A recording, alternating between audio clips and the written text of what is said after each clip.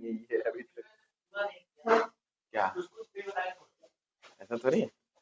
देखिए कुछ कुछ जो प्रिंसिपल है, आपको केपलर के प्रिंसिपल पढ़ाए हैं?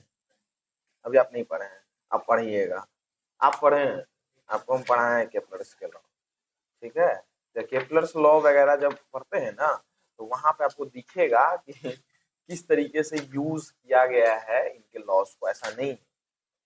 बाकी बात कहने भला बुरा करने के लिए हम लोग कह सकते हैं, है ना।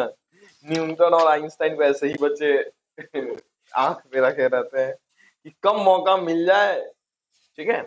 और ग्रेविटेशन पढ़ा रहे हैं, इसी में आप केपलर लॉ भी अब जान ही जाइएगा कि क्या चीज वाले पढ़ लीजिएगा ना जी। केपलर लॉ इसी में पढ़ाएं।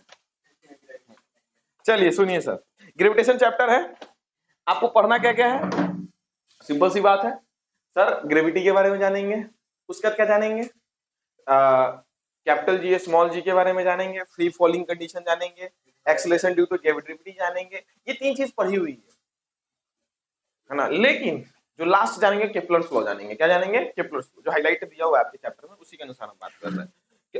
जब केपलर्स लॉ पढ़ेंगे तो वहां पे हम लोग जानेंगे कि तीन लॉ होते हैं केपलर्स के, ठीक है।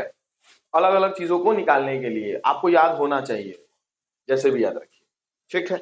सबसे पहला चीज यही आता है कि ग्रेविटेशन क्या होता है सर। तो आप जब जानते हैं कि कोई भी चीज, क्या कोई भी चीज अगर हम ऊपर की ओर फेंकते हैं तो एक प्रकार से वो एक पॉइंट को टच करके फिर से वापस आता है, नहीं आता है, तो वो किसी स्पीड से गिरता है ना, उसको हम लोग डिनोट करते हैं स्मॉल जी से। किसे डिनोट करते हैं? स्मॉल जी से।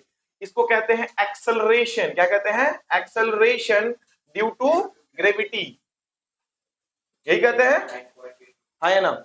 एक्सेलरेशन ड्यू टू ग्रेविटी कहते हैं। इसका मतलब है कि सर वो जो कोई भी ऑब्जेक्ट अगर यहाँ पे है, अगर हम इसको छोड़ते हैं तो कितने एक्सेलरेशन से आएगी, ठीक है, एक्सेलरेशन ड्यू टू ग्रेविटी।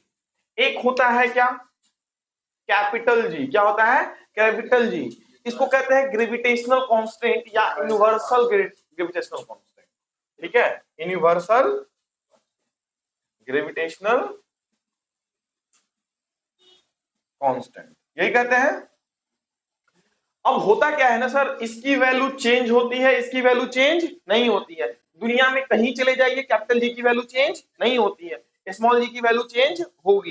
किस अनुसार होगी, उसको फॉर्मूले को लिखेंगे तो उसमें पता चलेगा। तो सिंपल सी बात आपको समझ में आ रहा होगा कि कोई भी ऑब्जेक्ट पे, और सिंपल सी बात है ग्रेविटेशन जब हम लोग पढ़ते हैं तो सिंपल सा कहते हैं कि ये हमेशा दो ऑब्जेक्ट के बीच में लगने वाला फोर्स है।